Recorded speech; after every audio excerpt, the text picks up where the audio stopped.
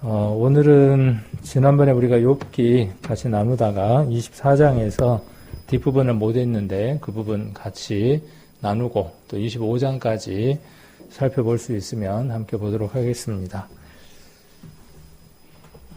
24장은 욥기 24장은 지난번에 우리가 이야기했던 것처럼 엘리바스에 대한 욥의 답변입니다라고 이렇게 말씀을 드렸고, 욥기 24장은 세 부분으로 나눌 수 있다 그랬죠. 그래서 1절부터 시작해서 몇 절까지였죠? 12절까지 이렇게 나눌 수 있었고, 그 다음에 13절부터 17절까지 나눌 수 있었고, 또 18절에서 25절까지 이렇게 나눌 수 있었습니다. 그래서 앞부분은 악한 자들로 말미암아 과부나 고아나 가난한 자들이나 힘든 자들이 핍박받는 부분에 대한 얘기를 기록하고 있는 걸 볼 수 있었고, 또 13절부터 17절은 그 악한 자들이 어떤 행위를 하는가에 대한 내용이 기록되어 있었죠. 그래서 이 광명을 배반한 자들, 그러니까 빛 가운데 있지 못하고 그 빛을 싫어하는 사람들의 모습이 어떠한 모습인가 하는 것을 우리가 살펴보는 시간을 가졌습니다.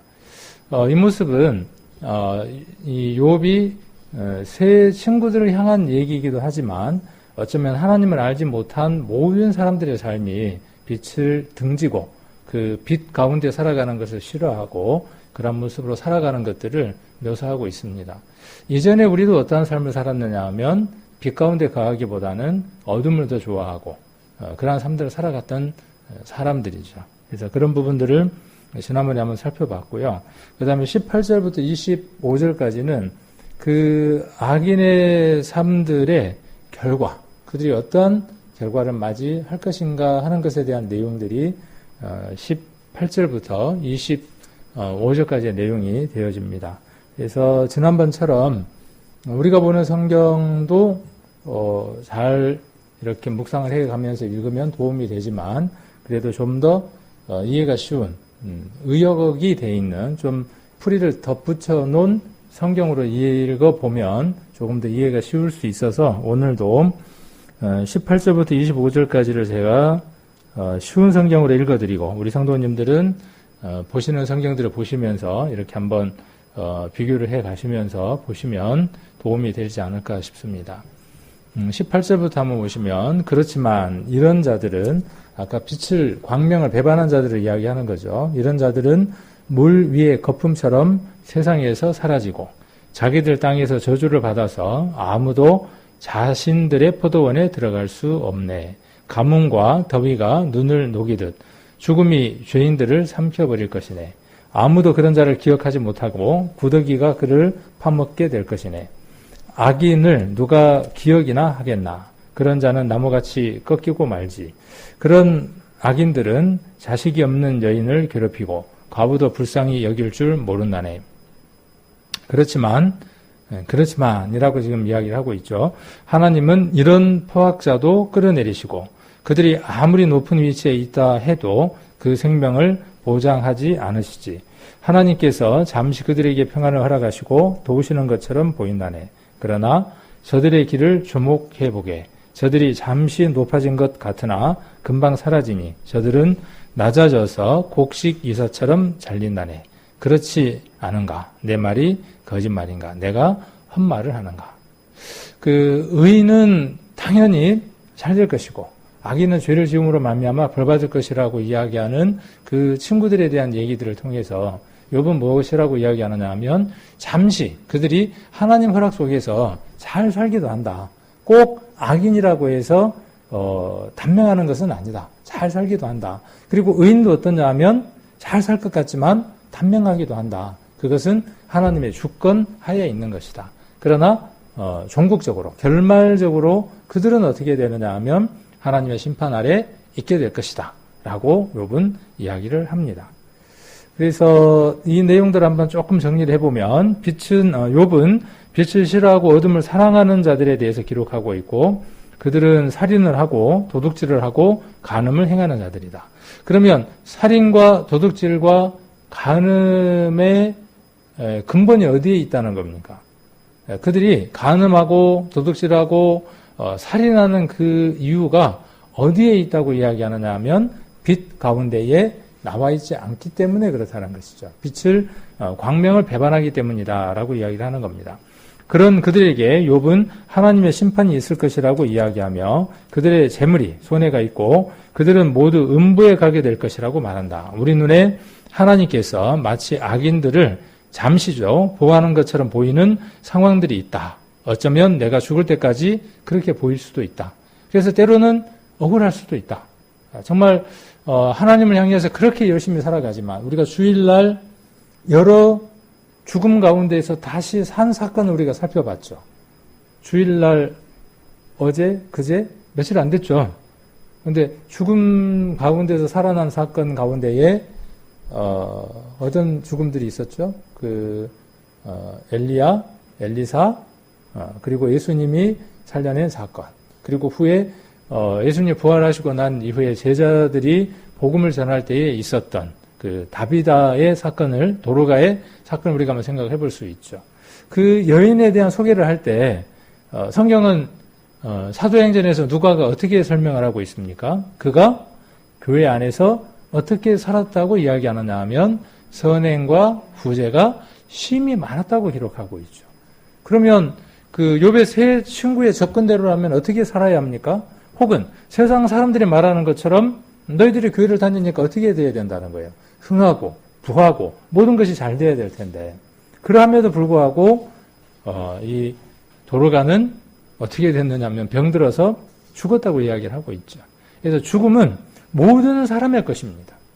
왜? 하나님을 떠났다는 것을 성경은 분명히 이야기하고 있거든요. 그리고 어떠한 죽음이든 반드시 맞아야 한다고 이야기를 하고 있습니다. 그러나 그 죽음 후의 결과가 어떻다는 거예요. 이 죽음을 준비한 사람과 준비하지 못한 사람은 그저 그렇게 그 생명대로 살아가는 사람은 음부에, 이 문제를 해결하는 사람은 영생으로 들어가는 것이죠. 그리고 주일날 말씀을 드렸던 것처럼 그 영생의 값에 합당하게 살아가는 사람들에게는 영원히 쇠하지 않는 하나님 앞에 상급이 있고 멸관이 있다고 하는 것이 성경이 이야기하는 가장 핵심입니다.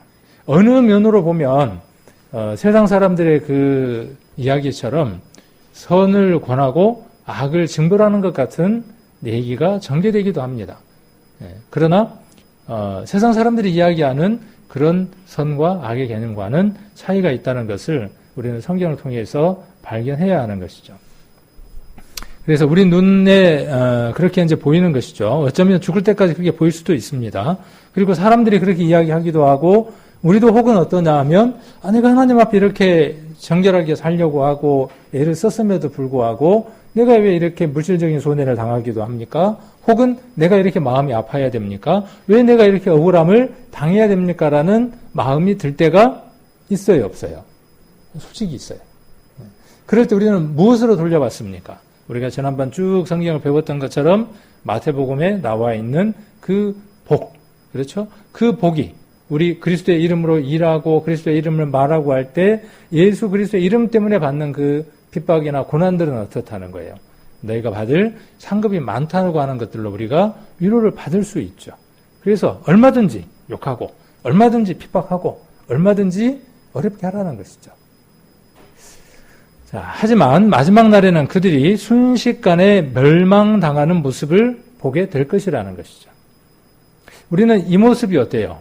이 모습이 우리 눈에 보이는 사람들이 믿음을 가진 사람들이죠. 이것을 당겨서 본 사람들이죠. 세상 사람들은 그 사실을 인지하지 못하는 것이고 우리는 어떤 일이 일어날지를 이미 알고 있는 사람들이죠. 그날이 돼야만 아는 게 아니라 지금 내가 사랑하는 사람들을 거기에서 건져내지 않으면 어떤 일이 일어날지를 아는 사람들이죠. 자, 그래서 많은 순교자들이죠. 복음을 위해서 살았던, 그리고 그 복음을 위해서 살았을 때 그들을 핍박해서 목숨을 잃었던 사람들을 순교자들이라 그러죠.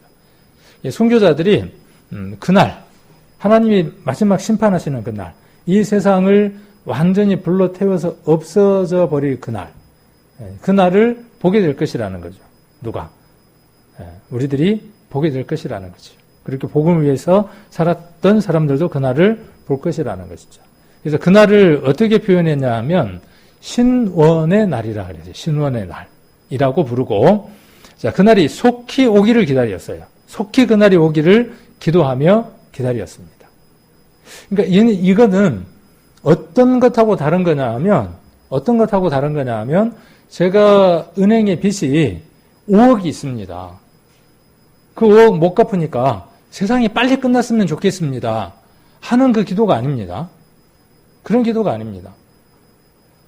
마지막 날 그 모든 심판이 있을 것들을 기다리고 내가 복음을 전하며 그 가운데에서 주님의 날을 기다리는 것이죠. 내가 하나님 앞에 어떻게 한 것에 대한 대가를 돌려받는 그것을 기다리는 날이죠. 그래서 불의한 세상을 하나님께 고발하되 이곳에 우리를 허락하신 하나님의 뜻을 깨달아야 하는 거죠. 그러니까 이 세상을 하나님 앞에 어떻게 해야 됩니까? 고발하는 게 필요해요. 하나님, 이태원에서 있었던 일들 아시잖아요. 세상이 얼마나 악한지 하나님 보시고 아시잖아요. 제가 그 세상 가운데 있습니다. 소돔과 고모라에 있었던, 소돔성에 있었던 그 롯처럼, 노아 시대의 그 흉악한 사람들이 살았던 시절의 노아의 가족처럼 제가 그러한 세상 가운데 살아가고 있습니다. 눈만 뜨면, 정신만, 아침에 일어나서 눈만 뜨면 들리는 소리들이 죄악에 가득 찬 소리들을 듣습니다. 죄악에 가득 찬 모습들을 보게 되고 알게 됩니다. 하나님, 이 세상 가운데에서 심판받을 자들을 구원해 주시고 그들이 하나님 나라에 갈 수 있도록 해 주십시오. 라고 고발하는 거죠. 이 고발의 의미가 그런 의미입니다. 자, 그리고 우리를 지금 살아가게 하신 그 뜻을 깨달아야 하고, 내가 있는 곳에서, 먼 데서 못 가도, 큰 것을 내가 하지 못하더라도, 지금 있는 그곳, 내 직장 안에서, 내게 가장 가까운 동료에게, 또 내 아내에게, 내 남편에게, 내 자녀에게, 복음을 전하는 것이죠. 그래서 뜻이 이루어지고, 하나님의 뜻을 이루기 위한 도구가 내 자신이라는 것을 확신하는 거죠. 그래서 세상을 비판하기 이전에 내가 먼저 하나님의 도구로서 신실한 믿음의 자녀가 되어 가야 한다는 것이죠. 계시록을 한번 찾아보겠습니다. 요한계시록.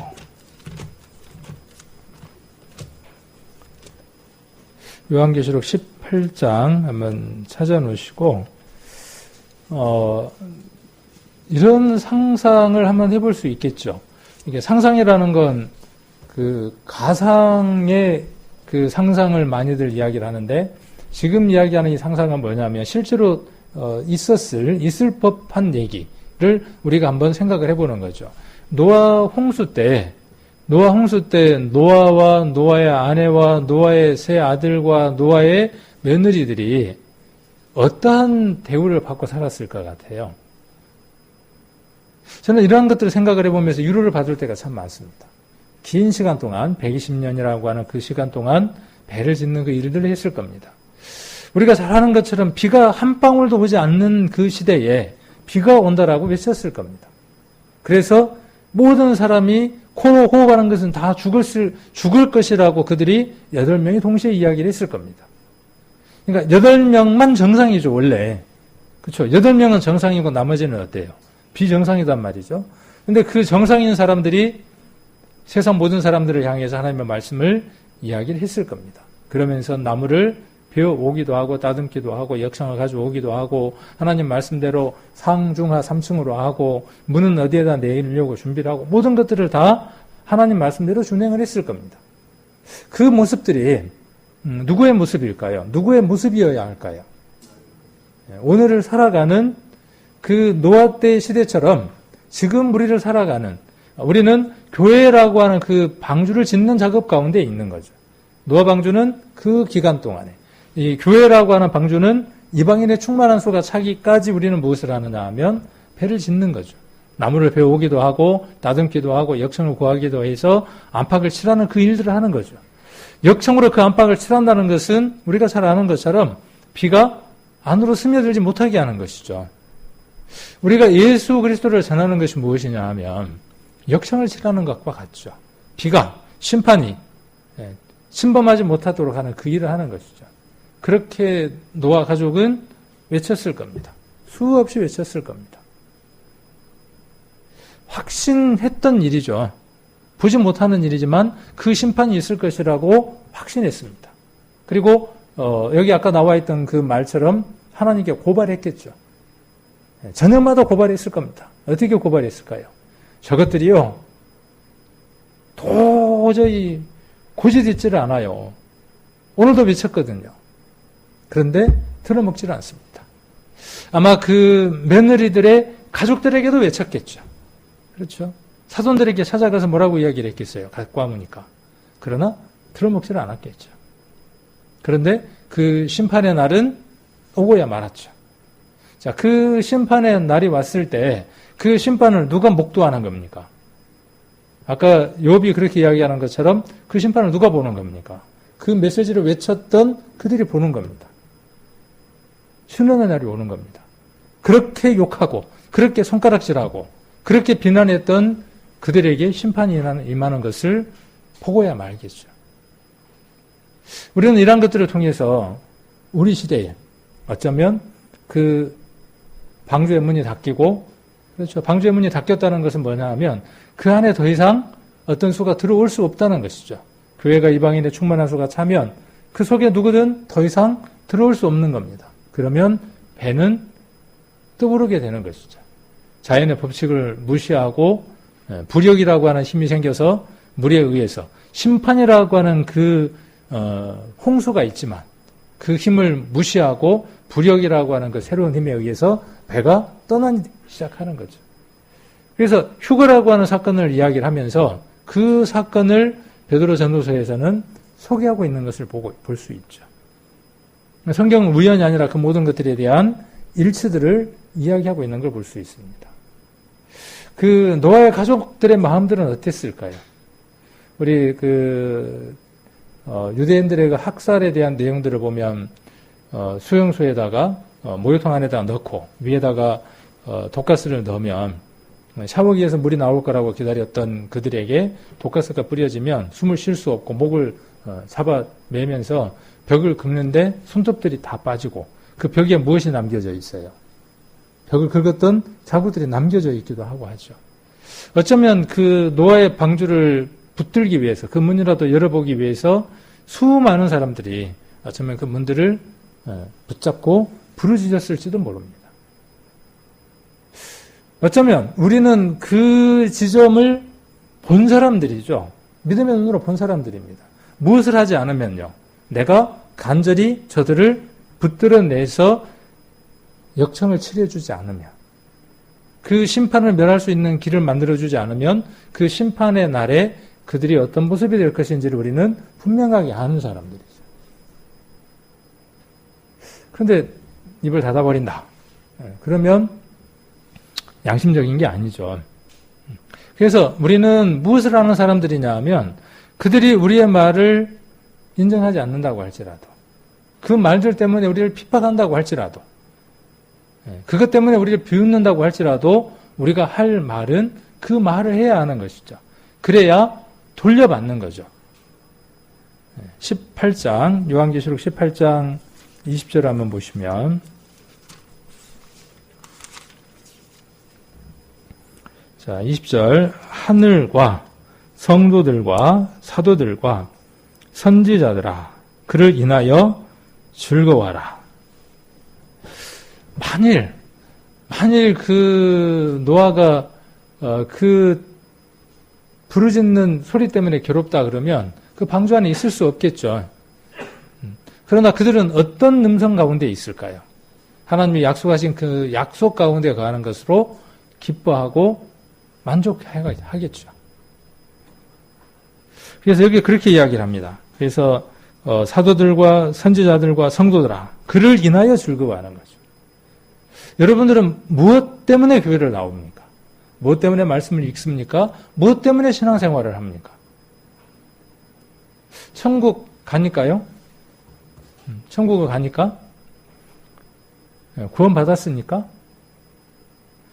천국에 가면 지금 이 세상에서 누리지 못한 모든 것들이 거기 있으니까? 정말 믿음 안에 있었던 믿음의 선진들의 그 답들을 보면 그것이 아니었다는 걸 알 수 있습니다. 누구냐 하면 그분이 있는 것으로 즐거워하는 거예요. 그분이 계시는 것으로 즐거워하는 겁니다. 나의 구세주가 되고 나의 모든 것 되어주신 그분이 그곳에 계시니까 즐거워하는 겁니다. 그분이 계시는 그곳에 금이 있고 그분이 계시는 그곳에 죽음이 없고 그분이 계시는 그곳에 내가 원하는 것이 있기 때문에 즐거워하는 게 아니라 그분이 계시니까. 자, 여기 모든 믿음의 선진들이 그렇게 즐거워했다고 이야기를 합니다. 자, 그리고 하나님이 너희를 신원하시는 심판을 그에게 하셨습니다 하더라. 그래서 신원하시는 심판은 누구에게 있습니까? 예수님에게 하셨죠. 그래서 그 심판이 있었기 때문에 우리에게는 그 값들을 더 이상 원하지 않으시는 거죠. 신원이라는 말은 억울하게 뒤집어 쓴 죄를 풀어버리는 거죠. 실은 우리가 좀 억울한 면이 있죠. 어떤 면들이 좀 억울한 면도 있어요. 그 근본적인 것들을 이야기를 해본다면 우리가 죄인 되고 싶어서 죄인 된 것은 아니잖아요. 아담 안에서 아담이 범죄함으로 말미암아 그 속에 있음으로 말미암아 죄인이 되어졌죠. 그래서 내가 죄인인지 알지 못하고 죄의 열매를 먹으며 끊임없이 살아온 것이죠. 그것에 대한 심판을 그에게 하셨다라고 이야기를 하고 있습니다. 그리고 그 모든 것들을 다 갚아주시는 날이, 보여주시는 날이 신원의 날, 심판의 날이라고 이야기를 하고 있습니다. 그래서 우리는 이 날을 기다리는 거죠. 그렇죠. 기다리는 겁니다. 한쪽 마음에는 어떤 마음이 있냐 하면 더디 오시면 좋겠습니다. 조금 이따가 오시면 좋겠습니다. 왜요? 아직 내가 전할 사람이 남아 있습니다. 주님만큼은 아니지만은 제가 간절히 사모하고 사랑하는 그 사람이 아직 말씀을 깨닫지 못했으니까 주님 조금만 이따가 오십시오. 근데 어떤 걸 본다 그러면요. 나를 본다면 내 마음 안에 이루어져 있는 그 소망 하나만 바라본다면 어때요? 주님 지금 당장 오시면 좋겠습니다. 당장 오시면 좋겠는데 왜 당장 오시면 좋겠어요? 아까 이야기한 대로 빚이 5억이니까? 힘드니까? 내가 지금 불치병에 걸렸으니까? 내가 지금 도저히 풀 수 없는 어려운 일이 있으니까? 그래서 주님이 오시면 좋겠습니까? 우리 성도님들 어떻습니까? 주님 오시는 날이 왜 주님이 오셨으면 좋겠습니까? 예전에 우리 집사람하고 결혼한 이후에 제가 이제 서울에 있다가 시골로 이렇게 내려오려고 그 집을 구하는 동안에 이제 형님 집에 잠깐 있었어요. 그러면 어쩌다가 한 번씩 한 달에 한 번이나 아니면은 뭐 2주에 한 번이나 서울로 올라가거든요. 그때 그 프라이드가 참 좋았어요. 옛날에 그 프라이드 참 좋았는데 그걸 타고 서울 올라갑니다. 이제 저는 이제 시골에 있다가 서울 올라가는 거예요. 그러면 누구를 보러 가는 거냐면은 우리 집사람하고 그때 요림이가 태어나가지고 얼마 안 됐을 때예요. 한 몇 개월 됐을 때예요. 그러면 떨어져 있다가 그 애를 보고 싶고 집사람도 엄청 보고 싶지만은 그 딸을 보고 싶은 그 간절한 마음이 있잖아요. 그러면 여기서 출발할 때 전화를 하고 가냐 하면은 안 하고 가죠. 하고 가면 좋을 텐데 안 하고 가. 그래서 일부러 뭐라 그러냐면 이번 주에는 바빠서 못 갈 것 같아. 그래 놓고 어떻게 하냐면은 이제 깜짝쇼 하려고. 그러면 그 이번 주에는 올 거라고 기다렸던 우리 집사람 같은 경우는 어때요? 이번 주에는 정말 보고 싶었는데 그리고 내가 이번 주에 오면은 뭔가 이렇게 좀 맛있는 걸 해서 해주려고 준비를 했는데 이거 어쩔까? 이제 이런 마음이 있는 거고 저는 어때요? 이제 이미 알고 있는 거죠. 가려고. 이게 이제 막 차를 타고 가는 겁니다. 이제 막 룰루랄라 노래를 부르면서 가잖아요. 가서 문을 띵동하고 이제 띵동하고 그 초인종을 누르죠. 그러면 안에서 그 감이라도 잡을까요? 네. 순진한 사람은 못 잡을 거고 조금 좀 이렇게 이제 눈치가 있는 사람 같으면 이 사람이 좀 이상하다 하는 사람 같으면 어때요? 아니나 다를까? 왔네 하고 어때요? 혹은 또 어때요? 생각도 안 했는데 왔네 그러고 어때요? 막 엄청 좋아라 하죠. 뭐 손에 든 거 쳐다보나요? 집사님은 쳐다보나 봐. 네. 있어도 그만 없어도 그만 그렇죠. 그냥 그 사람이 오는 것만으로 좋은 거죠. 그리고 저도 어때요? 뭐 음식을 준비를 해놨다고 해서 그 가고 그런 게 아니잖아요. 그냥 그 자체인 거예요. 아까 제가 말씀드렸던 그 말씀을 이야기하려고 하는 거죠. 이 관계는 어떤 관계냐 하면 사랑의 관계. 그 사랑이라고 하는 것이 서로를 그렇게 간절하게 만드는 거죠. 그러면 우리가 주님을 사랑합니다라고 이야기를 하죠. 주님은 우리에게 뭐라고 말씀하셨습니까? 내가 너를 사랑한다라고 말씀하셨어요. 우리 지난번에 아가서에 나와 있는 말씀 가운데에 내가 너를 사랑함으로 병이 낫다 하려무나 하는 그 얘기가 예수님이 우리에게 하시는 말씀이 아니어야 된다고 말씀을 드린 적이 있습니다. 그 얘기는 누가 하는 얘기냐면 술람미가 솔로몬에게 하는 얘기죠. 예수님에게 우리가 그렇게 해야 되는 얘기죠. 제가 주님을 사랑하기 때문에 병이 났습니다. 하나님은 우리를 향해서 어때요? 병이 나서 가슴이 숫더미처럼 타버려서 그 긴 세월을 인간의 모습으로 오셔서 자신의 사랑을 이루시려고 모든 것들을 다 내려놓으신 사랑이 주님의 사랑이잖아요. 그 사랑의 본체인 분이 계시는 곳이 천국이라고 지금 기록되어 있는 거죠. 그러면 그 사랑이 그리워서 우리가 가야 하는 거죠. 그 사랑이 목말라서 그 사랑을 이루고 싶어서. 지금은 어때요? 불완전한 사랑이라. 오늘 또 그 이상하게 연애 때 얘기까지 나오는데 그 연애 때 서울에서 한쪽 끝에서 한쪽 끝이었거든요. 근데 안 떨어지고 싶어서 어떻게 하냐면 데려다주고 또 데려다주고 또 데려다주고 또 데려다주고. 근데 결혼해서 첫날 밤 이제 신혼여행 갔다 와서 우리 집에서 첫 저녁을 살면서 둘이 뭐라고 이야기한 줄 알아요? 이제 택시 타고 왔다 갔다 안 해도 되네. 그렇죠? 지금 우리는 어떻습니까? 주님하고의 사랑이 그렇게 때로는 헤어지기도 하고 때로는 간절하기도 한, 때로는 주님의 사랑은 변함이 없지만 우리의 사랑이 들락달락하는 사랑이죠. 그런데 그 하나님의 나라에 가면 어떤 사랑이 이루어지는 겁니까? 그때는 온전한 사랑이 이루어지는 거죠. 온전한 사랑. 그래서 그 온전한 사랑 때문에 우리는 어때요? 그 나라를 그리워하고 그 나라를 소망해야 하겠죠. 자, 여기는 그 고린도전서 16장에 나와 있는 말씀 가운데 하나를 이렇게 옮겨왔습니다.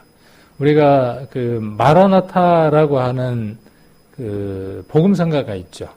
그 복음성가를 우리가 많이 부르거든요. 그 마라나타라고 하는 단어가 여기에서 나왔습니다. 그래서 이 말씀을 한번 찾아보려고 합니다. 고린도전서 16장입니다. 16장 22절입니다.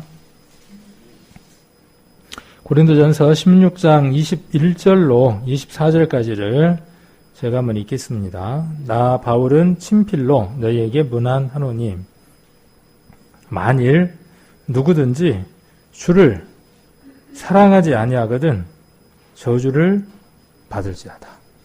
야, 이거 참 너무 심하죠.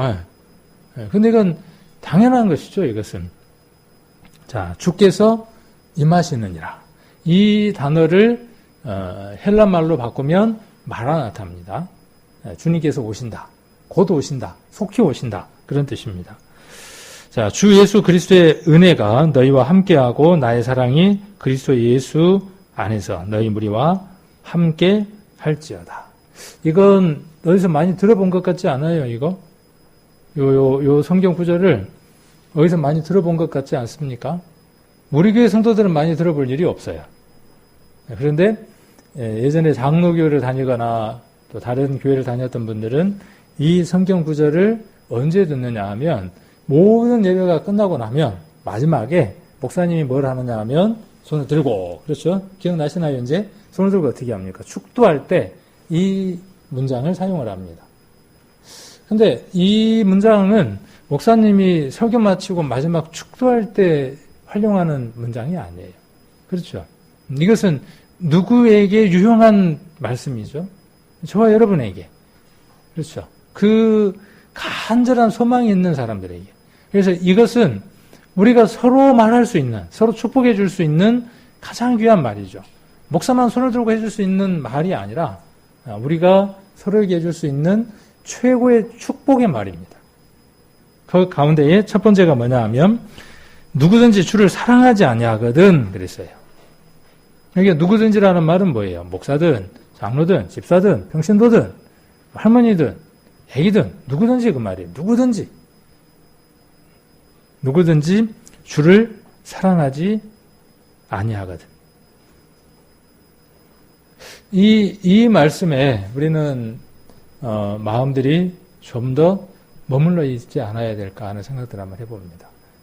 세상을 사랑하지 않는지, 돈을 내가 마음 가운데 더 품고 있지 않는지, 또 혹은 내가 원하는 취미가, 내 자녀가 더 주님을 사랑하는 것보다 더하지 않는지, 혹은 아예 주님을 사랑하는 그 마음이 사늘하게 식어버린, 처음 사랑을 버려버리지는 않았지만은 싸늘하게 식어서 처음 행위가 없어져 버린 우리 계시록에 나와 있는 한 교회처럼 그렇게 차가운 교회가 되어져 있지 않는지, 그런 부분을 우리가 한번 돌아볼 필요가 있고, 바울은 아주 심하게 이야기합니다. 저주를 받을 겁니다. 주님을 사랑하는 그 마음이 우리 안에 없다면, 어떠한 상황이 되든지 간에 그 사랑이 우리 안에 없다면, 사랑은 그렇죠. 남녀 간의 사랑도 그렇고 부모와 자식 간의 사랑도 그렇잖아요. 또 동성 간의 그 우정도 그렇잖아요.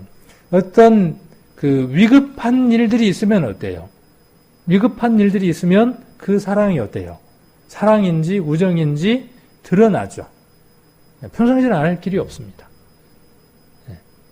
어떠한 일들이 있으면 그 일들에 대한 결과들을 알 수 있죠. 우리도 마찬가지입니다. 우리의 신앙들도 평상시는 알 수 없어요. 만일 간혹 그런 얘기를 하지만 우리나라에 북한이 밀고 내려와서 너 교회 나가면 죽이겠다. 아니면 저기 미국에서 그 어느 학교에 총을 하나 든 애가 이곳에 예수 믿는 사람들이 있으면 앞으로 나와. 내가 총으로 다 죽일 테니까. 그럴 때 나오겠죠, 그게. 정말 그 사랑하는 그 크기들이 나오겠죠. 우리는 그런 극한의 것들만 생각을 해보는 거죠. 근데 우리가 정말 그 주님의 사랑을 드러내야 될 때가 어느 때냐 하면 지금이라는 거죠. 매일의 그 시간들 속에서 내가 주님을 사랑한다면 그 사랑들을 어떻게 하고 살아야 되느냐 하면 드러내며 살아가는 삶을 살아야 하겠죠. 그래서 그렇게 사랑하지 않으면 저주를 받는다. 주께서 임하시느니라. 그래서 이것을 마라나타 이렇게 이야기를 합니다. 요한계시록도 한번 보겠습니다. 요한계시록 22장입니다. 계시록 22장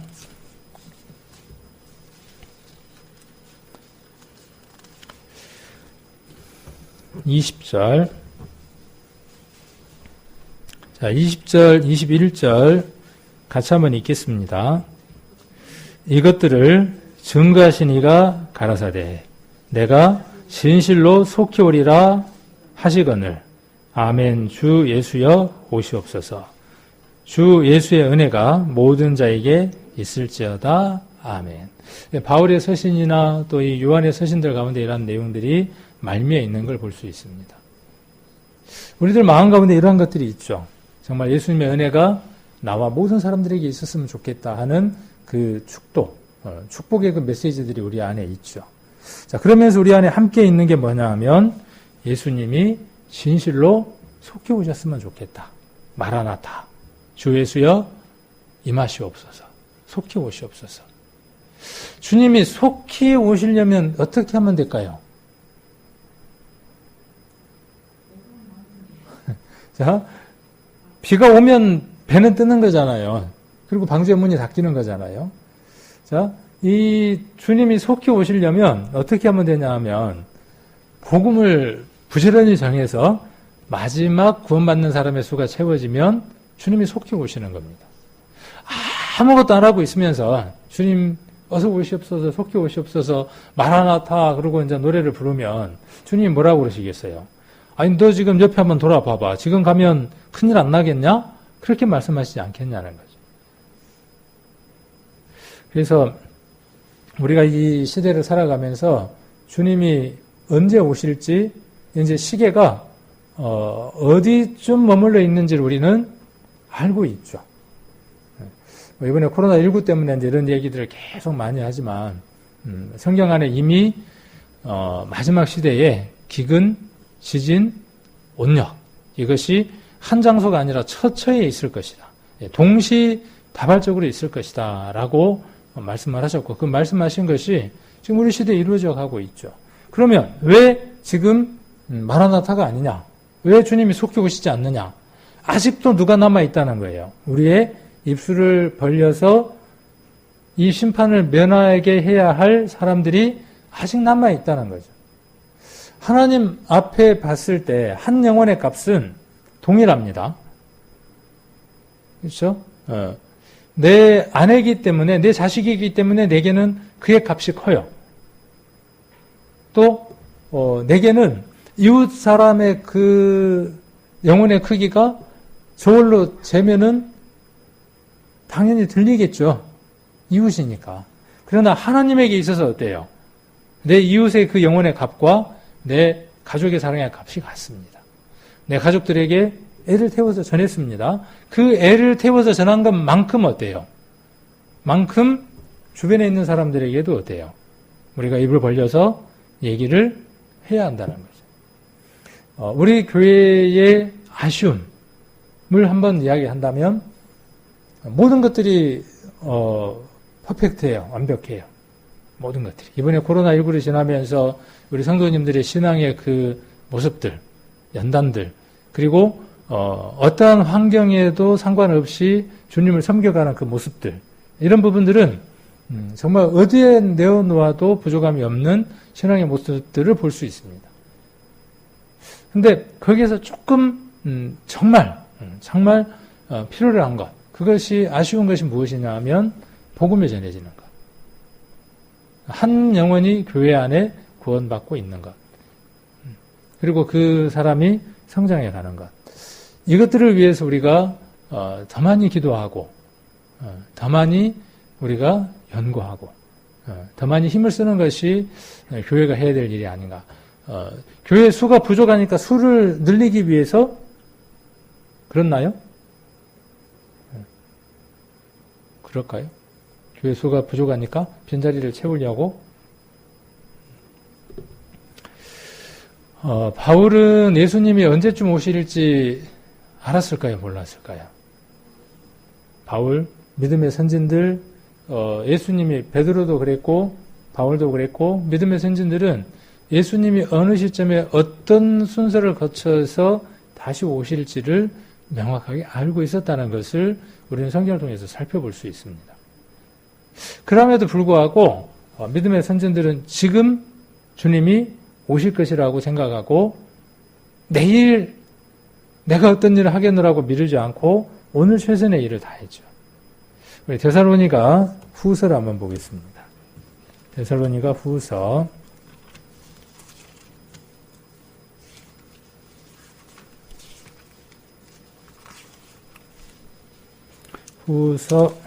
2장입니다. 자, 바울이 쓴 그 편지 가운데 보면 후서 2장 1절부터 한번 보시면, 그러니까 지금 시대뿐만이 아니라 그 시대에도 주님이 곧 오실 것이다 라고 생각했던 무리들이 많았던 것이죠. 왜 그랬을까요? 그 시대적인 상황들이 급박하고 그 다음에 또 모든 어떤 정황들이나 이런 것들이 마치 주님이 오실 그 일들에 대한 징조들이 이루어져 가는 것 같으니까 그 시대의 성도들도 오늘인가 보다, 지금인가 보다, 이 시대인가 보다 이렇게 생각하고 그들의 마음들이 어땠다고요? 막연하게 두려운 거예요. 지금 코로나19 때문에 두려움이 있는 것처럼 이러다가 표를 확 받게 하면 어쩌지? 이게 혹시 7년 환란 가운데 우리가 있는 거 아닌가? 우리는 교회에서 배우기를 7년 환란전에 휴가가 된다고 했는데 이거 지금 성도들이 7년 속으로 들어가는 거 아닌가? 이런 어떤 불확실 속에서 두려워하고 불안해하는 그런 마음들이 있지 않겠냐는 거죠. 그래서 모이는 것들에 열심히 하기보다는 다른 것에 마음들이 가는 그런 일들이 있을 수 있죠. 그때나 지금이나. 그래서 후서를 한번 보시면 2장 1절 형제들아 우리가 너희에게 구하는 것은 우리 주 예수 그리스도의 강림하심과 우리가 그의 앞에 모임에 관하여 혹 영으로나 혹 말로나 혹 우리에게서 받았다 하는 편지로나 주의 날이 이르렀다고 쉬 동심하거나 두려워하거나 하지 아니할 그것이라. 자, 동심, 마음이 움직이는 거죠. 두려워하는 거죠. 마음에서 두려움이 있는 것이고 동심은 뭐예요? 마음이 움직이는 거예요. 소망을 가지고 변함없이 신실하게 믿음 속에서 살아가야 하는 그것이 움직여버리는 거죠. 그리고 불확실하니까 두려움이 있는 거죠. 믿음은 두려움을 밀어낸다 그랬죠. 사랑 안에 거하는 자는 두려움이 없나니 이렇게 말씀하고 계시죠. 그래서 이 두려워하는 것은 온전한 믿음 안에 있지 않기 때문에, 믿음에 거하지 않기 때문에 그런 것이죠. 그래서 이렇게 이야기를 합니다. 3절에 누가 이렇게 하여도 지금이다. 지금이 주님 오실 때다. 모든 게 다 끝났다. 보험도 필요 없고 뭣도 필요 없고 이렇게 흔드는 일이 있거든. 3절 누가 아무렇게나 하여도 너희가 미혹하지 말라. 먼저 배도하는 일이 있고 저 불법의 사람 곧 멸망의 아들이 나타나기 전에는 이르지 아니하나니. 주의 강림하심이 언제 나타나는 거예요? 이러한 일들이 징조가 되어지면서 나타나는 거죠. 그래서 우리가 잘 아는 것처럼 주님은 공중에 한번 오시고 신령환란 이후에 그의 발이 동편 감람산에 오신다고 하는 것을 우리는 너무나 잘 알고 있습니다. 그리고 그의 발이 동편 감람산에 올 때 구원받은 성도들 거기에 함께 동참해 있는 것을 우리는 성경을 통해서 수없이 볼 수 있습니다. 휴가 전에 구원받은 사람들은 올라간 그들이 누구와 함께, 예수님과 함께 지상에 내려온다는 것을 너무나 잘 알고 있죠. 그러면서 그 징조에 대한 얘기를 바울은 다시 한 번 더 하는 겁니다. 그래서 4절 한번 보면 저는 대적하는 자라 범사에 일컫는 하나님이라 숭배함을 받는 자 위에 뛰어나 자존하여 4절 하나님 성전에 앉아 자기를 보여 하나님이라 하느니라. 자, 이런 이야기를 하면서 언제쯤 올 것이라고 하는 것들은 너희가 성경을 통해서 너무나 잘 알지 않냐. 주의 강림하심이라고 하는 것들에 대해서 너무나 잘 알고 있지 않느냐라고 이렇게 바울이 말하고 있습니다. 저와 여러분도 마찬가지죠. 그래서 이 시점에서 우리가 해야 할 일들이 뭐냐 하면 두려워하거나 우리의 마음들이 흔들리는 것이 아니라 우리에게 사랑을 주신 그 사랑을 전하는 것이죠. 그것이 우리가 해야 할 일들인 겁니다. 자, 욥기로 다시 돌아가서 오늘은 욥기 25장을 한번 보려고 합니다. 욥기 25장은 짧아요. 그렇죠? 욥기 25장은 1절부터 6절까지의 짧은 구절로 이루어져 있습니다. 누구의 얘기냐 하면 수아 사람 빌닷이라고 하는 사람의 말입니다. 제가 한번 읽어보겠습니다. 수아 사람 빌닷이 대답하여 가로되 하나님은 권능과 위엄을 가지셨고 지극히 높은 곳에서 화평을 베푸시느니라. 그 군대를 어찌 계수할 수 있으랴. 그 광명의 비침을 입지 않는 자가 누구냐. 그런즉 하나님 앞에서 사람이 어찌 의롭다 하며 분열에게서 난 자가 어찌 깨끗하다 하랴. 하나님 눈에는 달이라도 명랑치 못하고 별도 깨끗이 못하거든 하물며 벌레인 사람 구더기인 인생이랴. 어디서 많이 들어봤죠 이거? 언제 들었어요? 전도 집회 때, 죄 이야기할 때. 근데 이건 누가 한 말이죠? 욥이 한 말이 아니라 누가 한 말이에요? 빌닷이 한 말이에요. 빌닷이 누구에게 지금? 욥에게 하는 말이에요. 욥에게 네가 의롭다고 지금 이야기를 하는데 하나님 앞에 죄가 없다고 이야기를 하는데 이 세상에 죄가 없는 사람이 없어야 죄 없는 사람 하나도 없어야 이렇게 이야기를 하는 것이죠. 자주 욥기를 이야기하면서 이야기하지만 세 친구들의 얘기들이 그 부분만 띄워놓고 보았을 때에는 문제가 없는 내용들이 많아요. 그 얘기만 띄워놓으면. 그런데 그 얘기가 대화 속에서 앞뒤 가운데에 나열되면서 무엇을 목적으로 쓰여졌느냐 하는 것에 따라서 그 얘기가 틀렸을 수도 있어요. 이 얘기는 일반적으로 맞는 얘기예요. 빌닷의 이 얘기는 모든 사람들에게 이 얘기가 공이 적용되는 얘기입니다. 자, 그런데 우리는 이 빌닷의 얘기가 우리에게 공이 적용이 되는 얘기였죠. 근데 지금 이 얘기가 우리에게 적용이 되나요? 지금? 자, 지금 이것이 우리에게 적용되지 않는다라고 믿는 게 뭐냐 하면 우리가 믿는 믿음의 핵심이죠. 왜 그럼 이게 적용되지 않는 거죠? 그러함에도 불구하고 아까 노아 방주 얘기를 했지만 역청으로 안팎을 칠해 주신 것처럼, 그래서 비가 스며들지 못하는 것처럼, 우리 인생인 벌레이고 구덕인 인생을 예수 그리스도가 어떻게 해주셨기 때문에, 의롭다고 인쳐주셨기 때문에 하나님 우리를 어떻게 보시느냐 하면 정결한 자로 깨끗한 자로 보시는 거죠. 비록 우리는 무엇 가운데 있다고 할지라도 이 빌닷이 이야기한 이러한 모습들 가운데 지금 우리는 있어요. 그러하다고 할지라도 어떻습니까? 하나님 우리를 어떻게 보시는 거예요? 우리를 의롭게 보시는 것이죠. 그것을 내가 동의하고 받아들이고 하나님 안에 있을 때 그 사람을 구원받은 사람, 하나님의 자녀라고 말하는 것이죠. 이해가 되나요? 안 되나요? 이해가 되니까 지금 우리가 형제자매라는 말을 하고 있는 것이죠. 세상 사람들은 어때요? 전도 집회하는 첫날 요 얘기를 하면 사람들이 뭐라 그러겠어요? 에이, 나 같은 사람이. 스스로 어때요? 스스로. 아니, 나 같은 사람이 어떻게 아무것도 한 게 없는데 뭐 교회에다 돈도 많이 안 바치고 하나님한테 뭐 한 것도 없는데 내가 어떻게 깨끗해지고 하나님이 나를 의롭다고 여겨주냐고. 에이, 내가 좀 어떻게 하고 내가 좀 교회 생활도 좀 하고 기도도 좀 하고 성경도 좀 열심히 보고 또 뭔가 좀 열심히 한 다음에 뭔가 좀 있어야 그 공적을 갖고 평가를 받을 거 아니냐는 거예요. 하나님 어떻게 평가하시는 분이죠? 뭔가를 들고 오면요, 취하라 하시는 분이죠.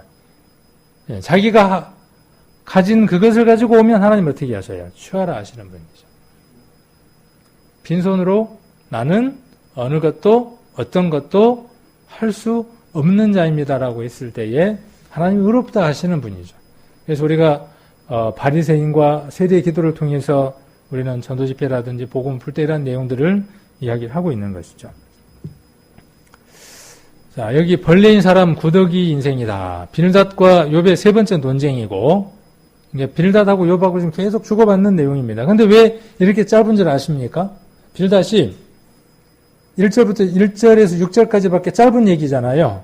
근데 그 다음 25장은 누구 얘기겠어요? 25장을 보시면 26장이죠. 26장을 보시면 누구 얘기입니까? 욥이 대답하여 가로되. 그래서 이건 뭐냐 하면 중간에 말을 끊고 가로채서 들어가는 거예요. 왜요? 복장이 터지니까. 욥이 성질이 나니까 어떻게 하는 거예요? 빌닷의 말을 끊고 착 들어간 거예요. 그러니까 우리는 이 욥기를 읽으면서 이런 부분들도 발견해낼 수 있으면 좋죠.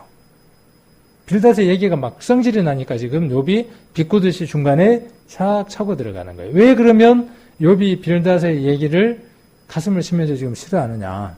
욥은 만약 자신이 하나님을 만날 수만 있으면 하나님은 자신을 정죄하지 않으실 것이고 언젠가는 하나님께서도 욥 자신의 무죄함을 인정하실 것이라고 믿었어요. 그러니까 욥은 하나님이 자기를 의롭다 여기신다는 확신 가운데 있었다고요. 우리가 그런 것처럼요. 그가 비록 부족함이 있고 그가 비록 실수한다고 할지라도 본인이 어떻게 마음을 갖고 있었다는 것이죠. 의롭다고 마음을 갖고 있었다는 거예요. 그런데 친구들은 너 숨겨진 게 있잖아. 그렇게 집안이 몰락할 정도면 숨겨진 게 분명히 있어 라고 이야기하는 것이죠.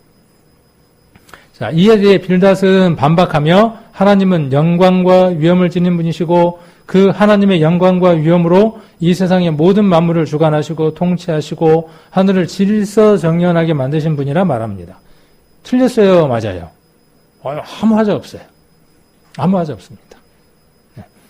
자, 그리고 하나님의 군대인 하늘의 수많은 천군 천사를 비롯한 모든 피조물이 바로 하나님의 질서정연한 다스림을 받고 있을 뿐 아니라 하나님의 빛은 세상 그 어떤 빛의 존재보다도 뛰어나기 때문에 어떤 사람도 하나님 빛 앞에서 자신의 의로움을 나타낼 수 없다는 것이 빌닷의 논점이었어요.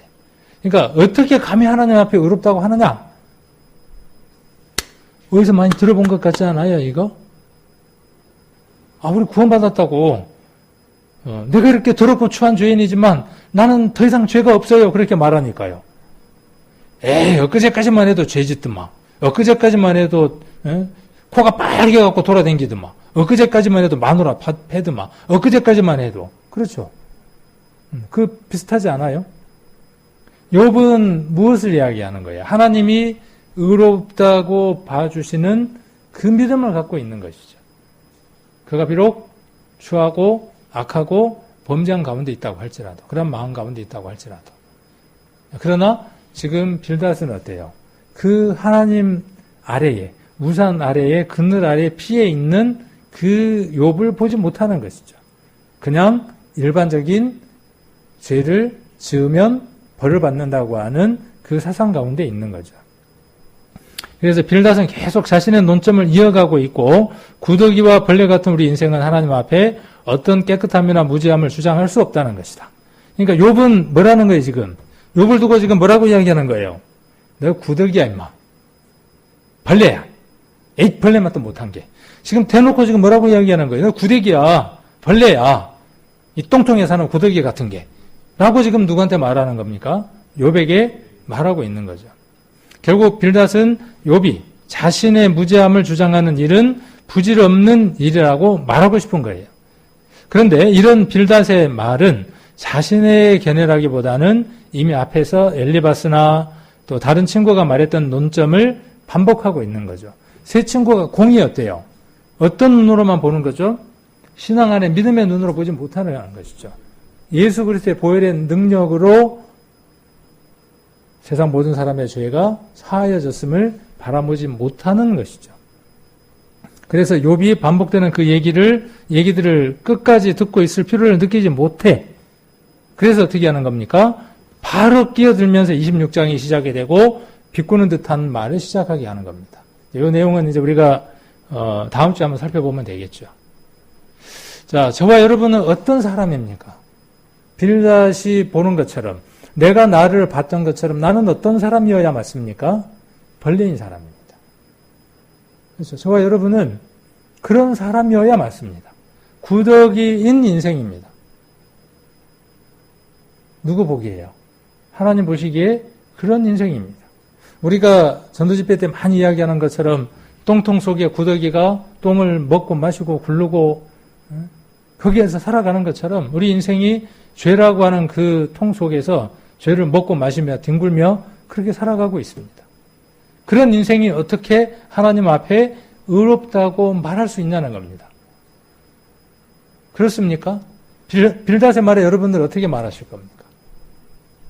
빌닷의 말에 우리는 말할 수 있나요? 우리는 이 욥기를 전지적 작가 시점에서 보고 있는 겁니다. 작가가 한 편의 드라마를 만들 때 어떻게 합니까? 처음부터 끝까지 어떻게 하고 있는 거죠? 쫙 꿰고 있는 거죠. 그 다음 대사까지 다 꿰고 있는 겁니다. 그래서 어때요? 그 드라마를 보면서 그 다음 어떻게 될 건지를 다 아는 거죠. 우리는 욥기를 보면서 그 다음 어떠한 일들이 일어날 거에 대한 것들에 대한 답을 알고 보고 있는 거죠. 그래서 우리는 이 말씀을 보면서 이렇게 접근할 수 있는 것들이 왜 그러느냐 하면 그 답들을 알고 있기 때문에 그렇습니다. 빌닷은 알지 못하지만은 우리는 이 빌닷의 말에 답을 제시할 수 있어야 하고, 그렇죠? 그리고 그 답 안에서 확신을 갖고 살아가야 하죠.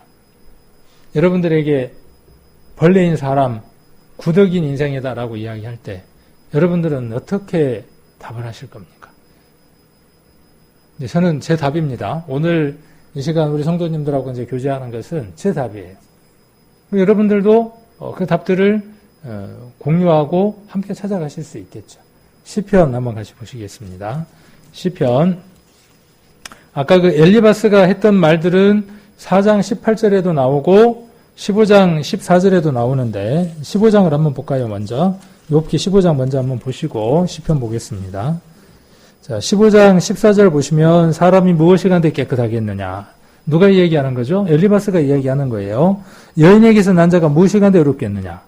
하나님은 그 거룩한 자들을 믿지 아니하시나니 하늘이라도 그의 보시기에 부정하거든. 하물며 악을 짓기를 물마심 같이 하는 가정하고 부패한 사람이겠느냐. 전도집회 때 이 말씀 꼭 듣죠. 아까 그 말씀 꼭 듣잖아요. 그리고 그 말씀을 들으면서 어떻습니까? 우리는 찔립니다. 아, 그래 나는 벌레야 구더기야. 네. 근데 나는 벌레야 구더기야 그러면 천국 가나요? 그래 갖고는 못 가는 겁니다. 사람들은 본성 속에 착하게 살고자 하는 간절한 갈망이 있습니다. 선에 대한 간절한 갈망이 있습니다. 그러나 한쪽 면에 어떤 것을 갖고 있느냐 하면 악에 대해서 빠르게 반응하는, 악에 대해서 수긍하는 그러한 힘도 함께 갖고 있습니다. 아닌가요? 우리 안에 그런 것들을 갖고 있어요. 죄를 범하는 도둑놈이라고 할지라도 자기 자식 보고는 뭐라고 이야기를 합니까? 너는 도둑질 하지 말라고 가르치는 겁니다. 그게 사람 안에 있는 본성이에요. 그러나 또 그 죄에 묻혀지면 어때요? 그 속에서 그렇게 또 살아가는 양면성을 갖고 있는 인생들이죠. 그래서 죄에 대한 이야기를 할 때 사람들은 자기 죄에 대한 것들을 잘 압니다. 잘 인정합니다. 그리고 양심적인 사람들은 몇 마디 말에 고개를 푹 숙이면서 제가 정말 더러운 사람입니다라고 고백합니다. 그런다고 해서 그 사람이 하나님 나라에 갈 수 있나요? 아니죠. 시편 22편을 한번 보겠습니다. 시편 22편 6절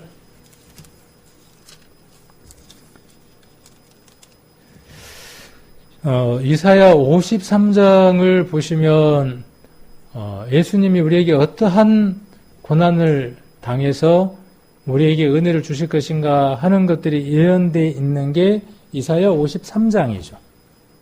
그렇죠? 순환에 대한 내용들이 기록되어 있죠. 이사야의 입을 통해서, 이사야의 삶을 통해서 메시아가 어떤 고난을 받으실 것인가 하는 것을 대언하게 해놓은 것이죠. 예언하게 해놓은 것입니다.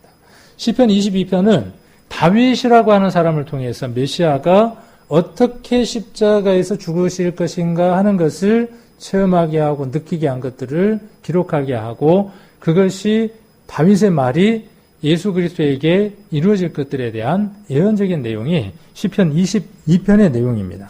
그래서 22편 6절 한번 보시면 어떻게 기록하고 있습니까? 여기. 자, 여기 지금 다윗은 물론 다윗이겠죠. 역사상으로는. 그런데 우리가 그 내용이 시대를 떠나서 예수님에게 적용되는 것들을 우리는 말씀을 통해서 알죠. 자, 그러면 여기에서 한번 보시면 1절 한번 봅니다. 21장 1절을 보시면 내 하나님이여 어찌 나를 버리셨나이까. 어디서 많이 들어본 것 같지 않습니까? 시편 22편 1절은 어디에서 들으신 겁니까? 예수님이 십자가 위에서 엘리 엘리 라마 사박다니. 그 말이 어떤 말입니까? 이 말씀이죠. 그러니까 다윗의 그 생애를 통해서 예수 그리스도에게 이루어져야 할 것들을 그 속에 보여주신 것이죠. 그리고 그 입을 빌어서 그리스도께서 이루실 것을 이곳에 기록해 놓으신 것이죠. 이런 책은 어디에도 없습니다. 네. 기가 막힌 책이에요. 저는 읽을 때마다. 이런 책은 어디에도 없습니다.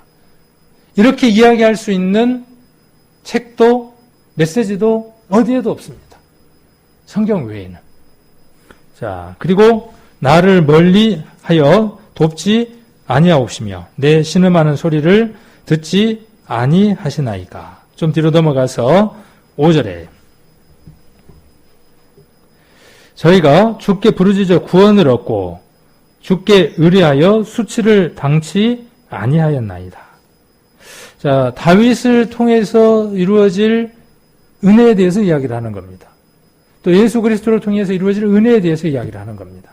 다윗을 통해서 이스라엘이 수치를 당치 않게 되는 것처럼 예수 그리스도를 통해서 우리 인생들이 수치를 당치 않을 것에 대한 얘기를 여기서 이야기하고 있는 것이죠. 그러면서 지금 다윗이 누구화돼서 예수 그리스도화돼서 메시아화 되어져서 자신에 대한 삶들을 이야기를 하는 겁니다. 후에 2000년 전에 우리 역사 안에 오실 예수 그리스도가 이루실 일들을 다윗의 입을 통해서 지금 말하는 것이죠. 그래서 여기 나는 누구냐 하면 다윗이지만 나는 또 누구이기도 하냐 하면 예수님이기도 합니다. 자, 예수님이 무엇이라고 말씀을 하시느냐 하면 나는 벌레요. 나는 벌레요. 사람이 아니라 사람의 회방거리요 백성의 조롱거리입니다. 나를 보는 자는 다 비웃으며 입술을 삐죽이고 머리를 흔들며 말하되 저가 여호와께 의탁하니 구하실걸 저를 기뻐하시니 건지실걸 하나이다. 예수님이 십자가에 못 박혔을 때 그 밑에 있었던 몇이 이 얘기를 했던 것처럼 저가 선지자니, 저가 능력 있는 자니 저 십자가에서 내려와서 저들도 구하고 우리도 구할 것이다. 그렇게 이야기했던 것처럼 동일하게 지금 다윗의 입을 통해서 이야기를 하고 있죠. 근데 예수님이 무엇이라고 말씀하고 계시죠? 나는 지금 뭐라고 이야기합니까? 벌레다. 나는 뭐죠? 사람이 아니다는 거예요. 인간의 모습으로 오신 그 예수 그리스도가 벌레인 인생처럼 되어지신 것이죠. 진홍빛의 색깔을 만들어내려면 그 진홍빛의 색을 내는 아주 작은 벌레를 수없이 잡아다가 지디끼면 진홍색의 색감을 얻을 수 있대요. 유대인들은. 그러니까 여기 벌레라고 하는 것은 뭐냐 하면 그렇게 많은 벌레들, 그것들이 지디겨져서 진홍빛의 빛을 내는 예수 그리스도라고 하는 그 몸이 벌레처럼 지디겨져서 우리가 잘 아시는 것처럼 머리에 가시면류관 쓰시고 두 손과 두 발에 못이 박히고 온 몸에 채찍에 맞아서 갈비뼈가 드러나고 등뼈가 드러나고 허벅지에 뼈들이 다 드러나는 걸레처럼 찢겨져 버린 그 모습. 벌레도 사람이 그렇게 죽이지 않는데 그가 스스로 전지전능하시고 모든 것의 주인 되신 그분이 벌레인 사람의 육신을 입으신 것이죠. 스스로 무엇이 되어주신 겁니까? 벌레가 되어주신 것이죠. 그리고 그 육신을 우리를 위해서 내어주셨어요. 그리고 찢겨주셨어요. 그리고 그 벌레들의 모든 죄의 값들을 다 치러주셨습니다. 저와 여러분 안에 그 은혜가 채워져 있습니다. 그래서 우리는 양면성을 갖고 있는 거죠. 그렇습니다. 우리는 벌레만도 못한 인생입니다. 구더기만도 못한 인생입니다. 사람이 지나가다가 아무런 눈길도 주지 않고 그냥 밟아버릴 그런 벌레만도 못한 인생입니다. 지렁이 하나 밟는 것처럼 그렇게 밟아버릴, 그렇게 밟혀져 버린 인생입니다. 그래도 마땅한 인생입니다. 그런데, 그렇죠? 그런데, 우리를 값주고 사시기 위해서 하나님께서 벌레인 우리 인생의 육신을 입으셨습니다. 이것이 우리가 믿는 믿음의 핵심이잖아요. 그렇죠. 저와 여러분이 갖고 있는 믿음이죠. 우리도 과거에는 벌레였던 사람이죠. 이제는 하나님 안에서 값진 자가 되어졌죠. 이제 주변에 있는 사람들에게 이 은혜를 전해주는 겁니다. 사단은 여전히 너를 벌레로 취급해. 세상의 모든 교육들이 뭐냐면요. 너는 귀해. 근데 다른 건 안 귀해요. 진화론이라든지 모든 것들은요. 사람을 가치 없는 것으로 자꾸 만들어갑니다. 그래서 밟아도 괜찮고 죽여도 괜찮고 사단의 교육이죠. 하나님은요. 값주고 너를 사셨기 때문에 너는 과거에 어쨌든 간에 지금 어떻다는 것이죠. 지금 하나님의 형상이 이루어진 값진 자라고 이야기를 하는 겁니다. 우리는 이 욥기를 통해서 이런 구속사적인 내용들도 함께 이해하고 발견할 수 있습니다. 한쪽 면에서는 세상 사람들이 바라보는 그 본능적인 눈과 또 이 욥기 안에 흐르고 있는 구원받은 하나님이 바라보시는 그 시선에 우리 자신들을 보는 그 눈, 그 둘을 함께 욥기를 통해서 읽어 나갈 수 있습니다. 그래서 오늘 그 빌닷의 얘기를 우리가 한번 살펴보면서 전도 집회 때 들었던 말씀들 한번 떠올려 보게요. 내가 그 말씀에 비추어서 내가 벌레였을 때를 한번 생각을 해보게요. 구더기인 인생이었을 때를 한번 생각을 해보게요. 그런데 지금 내가 이렇게 값진 자가 된 것은 무엇 때문인지를 한번 생각을 해보고 저 세상에 벌레처럼 구더기처럼 살아가는 그들이 어떤 삶을 살아야 하는지를 우리가 다시 한번 더 생각을 해보고 우리가 어떠한 삶으로 그들에게 메시지를 던져야 할지를 한번 생각해보는 그런 귀한 시간이 되셨으면 좋겠습니다.